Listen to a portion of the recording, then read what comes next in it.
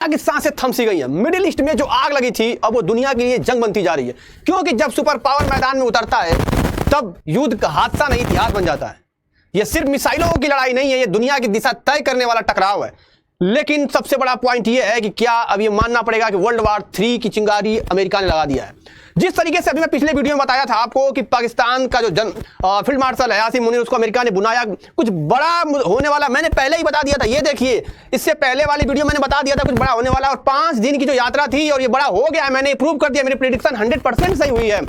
अभी आगे हम लोग बात करने वाले हैं कि क्या अमेरिका कैसे हमला किया और अभी क्यों किया, इसके पीछे के रीजन है, कैसे हमला किया, और क्या भारत इस लड़ाई में किधर जाता हुआ नजर आ रहा है। क्या ईरान की तरफ जा रहा है या इजराइल की तरफ उसका झुकाव, या न्यूट्रल है, उसके साथ साथ शी जिनपिंग और रसिया का झुकाव किधर है।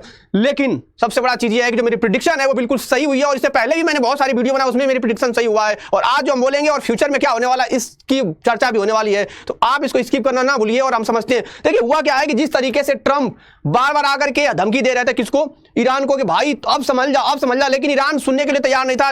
यहां तक कि जो ईरान के सुप्रीम लीडर अयतुल्ला अली खुमैनी है, उन्होंने साफ बोला था मरना पसंद करता हूं, झुकना पसंद नहीं करता हूं। और इसी चीज को देखते हुए ट्रंप के ऊपर वो ऑब्जेक्शन, वो सवाल उठने लगा था कि ये बोलता ज्यादा है, काम बहुत कम करता है। ये देखिए अब जो है जिस तरीके से अमेरिका ने अटैक किया है, बिल्कुल ये B2 बॉम्बर है। B2 बॉम्बर जो है ये अटैक करता है ईरान के ऊपर, और ये जो 3 साइट्स है नटांज, फोर्डो और इस्फहान, ये B2 बॉम्बर चूंकि GPU-75 एक ऐसा बम है जो कि आप चाहे बंकर में हो या कहीं भी, उसको पूरी तरह से सत्यानाश कर सकता है। इसकी जो गहराई होती है, गहराई मतलब कि कितने गहराई तक जा सकता है, लगभग 100 मीटर तक जाता है। और जो ये फाटो आप जो देख रहे होंगे, ये एक माउंटेन है, उस माउंटेन के नीचे इसको बनाया गया था और बंकर बनाया गया था, जहां पे ईरान का न्यूक्लियर फैसिलिटी ये साइट्स चल रही थी, और वो लगभग 80 से 90 मीटर का एक बंकर है, उसमें बनाया जा रहा था। और ईरान इसको मना कर रहा है। ईरान कह रहा भाई जो बम तुमने फोड़ा है, जो ब्लॉकबस्टर बम और जो बंकर बम तुमने फोड़ा है, ये सिर्फ उसके दरवाजे तक, मतलब पूरा नहीं गया। लेकिन ये गलत है, ये पूरा प्लानिंग जो थी अमेरिका का वो सही हुआ। कैसे हुआ इसको समझते हैं। देखिए क्या हुआ है कि रात के 2 बजे करीब जब हम लोग सो रहे थे, भारत के लोग सो रहे थे, तभी क्या करता है अमेरिका जो है अपने बेस से डियोगो गार्सिया जो कि उसका एक बेस है, वहां से उड़ान भरता है, और उड़ान भरने के बाद सीधे अटैक करता है। कहां पे? हमें B2 स्टेल्थ बॉम्बर जो है, इसकी खासियत ये है भाई साहब कि ये 20,000 करोड़ रुपए का एक B2 बॉम्बर है। समझ रहे हैं इसकी कितनी औकात है। और ये माना जाता है कि ये कभी किसी रडार में नहीं आता, और अपने आप को फिर से एक बार प्रूव किया है। अमेरिका को मैं इसलिए नहीं बोलता हूं, ये वो जब भी करता है कुछ अलग करता है, बार बार जो है ना बोलता भी है और करता भी है।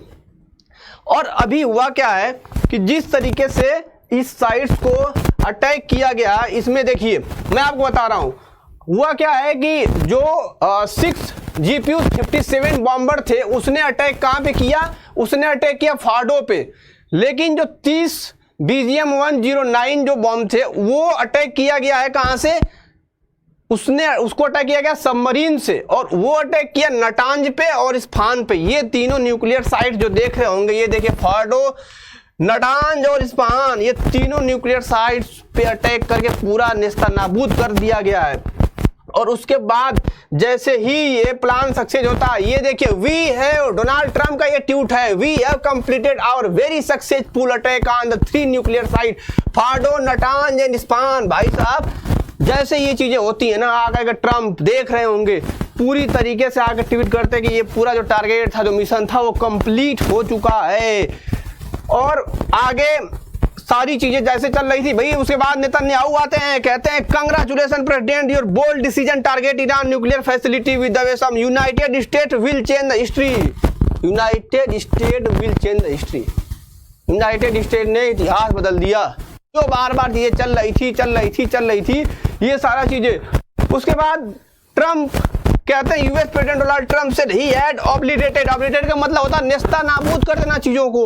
बहुत बड़ी बात मैं बता रहा हूं आपको कि इन्होंने बोला नेस्तानाबूद कर दिया है पूरे टारगेट को, जो भी न्यूक्लियर साइट्स इनके 3 उसको पूरा नेस्तानाबूद कर दिया गया है। उसके बाद अब्बास जो कि ईरान के फॉरेन मिनिस्टर हैं, वो आकर के क्या बोल रहे हैं? वो बोल रहे हैं भाई साहब कि जो भी अमेरिका ने किया है यूएन चार्टर के खिलाफ है। वो UN must alarm over this extreme and dangerous lawless and criminal behaviour, उसको क्रिमिनल बिहेवियर बताया है। मतलब कि जंग जो है अब, और उसके बाद अब्बास भाई साहब ये भी कह रहे हैं, ईरान के जो फॉरेन मिनिस्टर हैं, कि दुनिया को इस पे एक्शन लेना चाहिए था।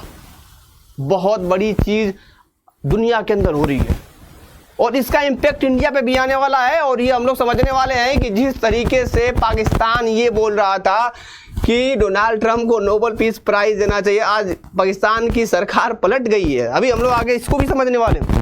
तो देखिए चीज़ें जो होती हैं कितना तेजी के साथ बदल रही है। अब आप देखिए ये कौन है, ये गवर्नमेंट ऑफ पाकिस्तान है। Government of Pakistan recommended president Donald Trump 2026 भैया नोबेल पीस प्राइज।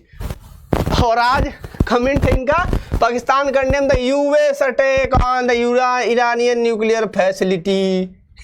पाकिस्तान को पता है ना, ये मतलब अपने आप को नंगा ही करता जाता रहता है। जितना इसको कपड़ा दोगे ना तब भी कहता है हम कपड़ा पहनेंगे ही नहीं, नंगा ही रहेंगे। ये इसकी टेक्निक। भाई देखो पाकिस्तान जो कि दुनिया का सबसे शर्म मतलब बोला जाता है ना, बेशर्म है। मतलब उसका कोई लॉजिक ही नहीं है, कब क्या करता है क्या बोलता है। लेकिन मैंने अपनी वीडियो में बोला था कि अमेरिका बुलाता है तो किसी को इस तरीके से नहीं बुलाता है।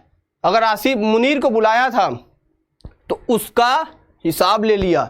जो एक रोटी खिलाया था ना बैठा करके वाशिंगटन डीसी में डोनाल्ड ट्रंप ने, उसका हिसाब ले लिया है। कैसे लिया थोड़ा आगे समझते हैं इसको हम लोग। अभी देखिए क्या है, अब प्रॉब्लम जो है इंडिया के लिए थोड़ी सी बढ़ती हुई नजर आ रही है। इसके पीछे का रीजन क्या है कि अभी तो की जो हालिया अपडेट है, नरेंद्र मोदी बात की है किससे, मसूद जो कि वहां के प्रेसिडेंट हैं उनसे बातचीत हुआ है।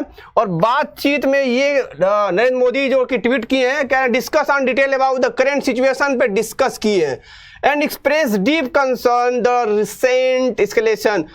उसके बाद ये कह रहे हैं भाई देखो dialogues and diplomacy is the way forward and early restoration regional piece की बात कर रहे हैं, सिक्योरिटी की बात कर रहे हैं, स्टेबिलिटी की बात कर रहे हैं। लेकिन ऐसा कुछ होता नजर आ नहीं रहा है और भारत के लिए बहुत चिंता है, क्योंकि ईरान से हमारे क्रूड ऑयल जैसे रिलेशन है, उनसे हमें बहुत सारा, जैसे आपको पता होगा 4 बार पोर्ट हमारे लिए बहुत इंपॉर्टेंट है और ईरान भी इंपॉर्टेंट है। उधर इजराइल भी बहुत बड़ा इंपॉर्टेंट है, क्योंकि हमें टेक्नोलॉजी और बहुत सारे वेपन्स जो होता है वो प्रोवाइड कराता है कौन, इजराइल, और हमारे साथ पूरा खड़ा रहता है। इस तरीके से हमारी जो इंडिया है वो फंसता हुआ नजर आ रहा है। पाकिस्तान तो गया, उसका तो कोई वो है ही नहीं, लेकिन इंडिया भी फंसता हुआ नजर आ रहा है। देखिए अब मुद्दा आगे, इसका बैकग्राउंड हम लोग समझते हैं कि आखिर ये जो वार हुआ है ना, अब लोग समझते हो कि यार अमेरिका ऐसा कर रहा है, ऐसा कर रहा है, ऐसा करता नहीं है। समझिए क्यों करता है वो। एक तरीके से क्या हुआ, जैसे G7 स्टेटमेंट आया, क्या प्रो इजराइल आया था कि भाई ईरान को न्यूक्लियर बम नहीं बना देना चाहिए। उसके बाद ये काम किया है कौन, मैं बता रहा हूं कि आखिर अभी अमेरिका ने ईरान के ऊपर ऐसा क्यों किया, इसको जरा समझिए। उसके बाद ट्रंप वांट रसिया G7। अब इसने क्या कह दिया, ट्रंप ने बोला कि देखो मेरी बात समझो, रसिया को निकालना, रसिया को G7 से निकालना बेवकूफ़ी है। उसने जो बाइडन को, ओबामा को, सबको बोल दिया कि ये बहुत गलत मतलब स्टेप था, उसको लेना चाहिए। क्योंकि देखो मेरी बात समझो, इसके पीछे मेरे दोस्त ये है ना कहानी कि एक तरीके से हम सेंटिमेंट ले लिए रसिया लोगों का, पुतिन का भी सेंटिमेंट ले लिए। खैर उसका आगे बहुत ज़्यादा इसका इम्पैक्ट पड़ेगा नहीं। उसके बाद पाकिस्तान फील्ड मार्शल अमेरिका, और जो पाकिस्तान के फील्ड मार्शल है उसको अमेरिका में बुलाना, और बुलाने के बाद 5 दिन की यात्रा थी, और जैसे 5 दिन की यात्रा खत्म होती है उसके अगले दिन अटैक करना। This is very big. उसके पहले देखिए जो ट्रम्प थे, अरब विजिट किए थे, सऊदी अरब, यूएई, ओमान, ये सब चीज़ गए थे भाई साहब। वहाँ से ट्रेड डील, बहुत तगड़ा ट्रेड डील किए, और ट्रेड डील के बाद वार का भी डील उन्होंने करके आया था। और अब घंटी बजने वाली है वर्ल्ड वार 3 का। अब आगे क्या होने वाला है इसको जरा हम लोग समझते हैं। इसको समझने के लिए हमें थोड़ा सा ये देखिए, अब चूंकि रसिया जो करेगा और चाइना जो करेगा वही होगा। आगे में जो भी होगा रसिया और चाइना जो करेंगे वही होगा, क्योंकि अगर रसिया चाहे तो वो अमेरिका से बदला ले सकता है। क्यों? अमेरिका से बदला लेने के लिए ईरान, रसिया और चाइना जैसे ही एक साथ आएंगे, क्योंकि देखिए चाइना अभी किसी वार में इन्वॉल्व नहीं है, और अमेरिका के ऊपर ये कंट्रोल करने की कोशिश बिल्कुल 100% करेगा। क्योंकि यूक्रेन जैसे ही ये वार चल रहा था बीच में ना, ईरान और इजराइल के, मतलब अभी पिछले दिन 21 के दिन, 21 जून को, 22 को क्या किया इसने, मारा ईरान के अंदर, तबाही मचा दिया, 14 लोगों की वहाँ भी जान चली गई है। रसिया ने फ़ायदा उठाया, बहुत बड़ा एंगल लेने वाला है। अभी देखिए क्या होने वाला है, मैं बता दूं, पूरी जो प्लानिंग चल रही है वो अयतुल्ला अली खुमैनी को हटाने की, तख्ता पलट की तैयारी चल रही है। वहाँ पे जैसे ही तख्ता पलट होगा, वहाँ की जो पॉलिटिकल स्टेबिलिटी है, क्योंकि वहाँ पे तो समझ ही रहे हैं कि पॉलिटिकल स्टेबिलिटी का मतलब ये है कि कोई डेमोक्रेसी नाम की चीज़ तो है नहीं, तो अयतुल्ला खुमैनी को हटाया जाएगा और उसके बाद प्रो मतलब कि चीज़ें वहाँ पे डिस्टर्ब करने की कोशिश की जाएगी। उसके बाद देखिए चाइना जो है पूरा का पूरा ये कोशिश कर रहा है कि हम पाकिस्तान को और ईरान को साथ लेकर के चलने की कोशिश कर रहा है, इससे बहुत बड़ा उसका एक एंगल क्रिएट होगा। लेकिन भाई देखो यार, जिस तरीके का अमेरिका ने प्लानिंग किया, गजब की प्लानिंग थी, सॉलिड प्लानिंग थी। और एक चीज़ मैं बता दूं कि जब भी अमेरिका कूदा है मैदान के अंदर, बहुत बड़ा किया है और ये कूदा है, देखिएगा आगे आने वाले समय में तख्ता पलट की तैयारी चल रही है। मे भी चांस है कि कुछ दिन में आपको ये चीज़ें समझ में आ जाएंगी और प्रॉब्लम जो भी अपडेट आएगा हम उसको लेकर के नेक्स्ट वीडियो में आने वाले हैं। तब तक के लिए जय हिंद, जय भारत।